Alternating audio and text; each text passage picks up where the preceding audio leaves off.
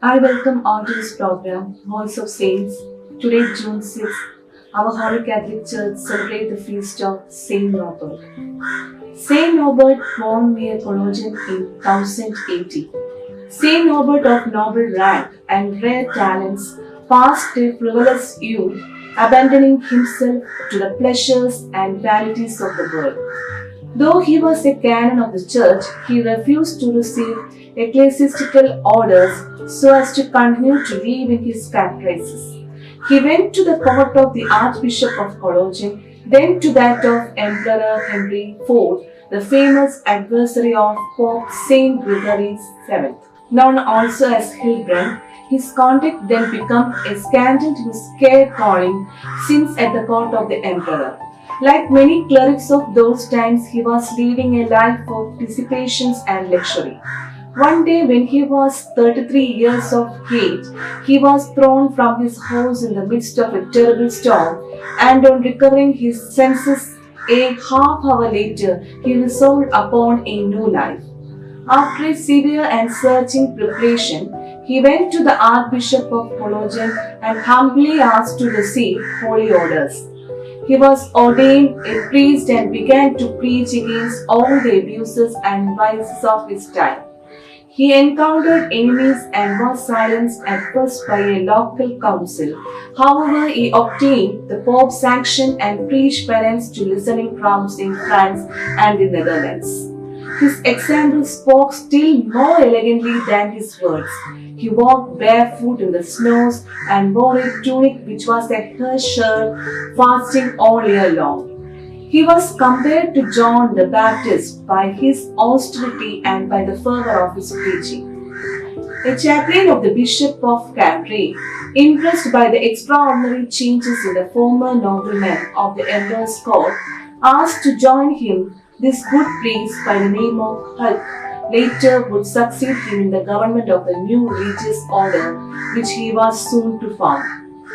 In every place where Saint Norbert preached, those in attendance saw sinners converted, enemies reconciled, and usurers returned exalted wealth.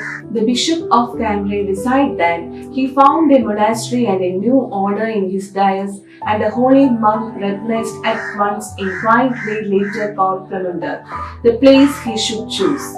There he was favored during a night of prayers with a vision of many white-robed monks in procession with crucifix and handles. The Blessed Virgin also appeared to him and showed him the habit he should give his religious. It was in 1120 that he gave to some trained disciples the rule of Saint Augustine, with the white habit he had been shown, denoting the angelic purity proper to the priesthood.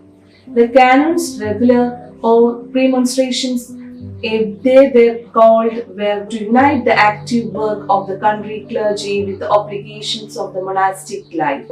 The foundations multiplied and the fervor of these religious priests renewed the spirit of the priesthood, quickened the faith of the people, and overcame heresy. In the time of Saint Norbert, a pernicious heretic named Tankling appeared at Antwerp, denying the reality of the priesthood and above all blaspheming the Holy Eucharist.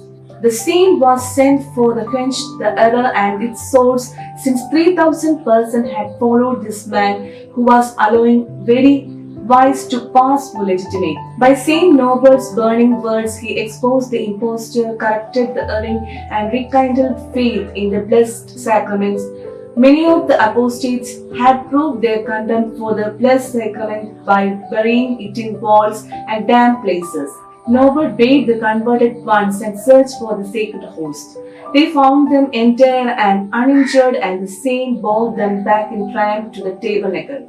Hence, he is generally portrayed with the monstrance in his hand. In 1126, Norbert was appointed Bishop of Magdeburg, and there, at the risk of his life, he zealously carried on his work of reform until he died, worn out with toil, at the age of 53.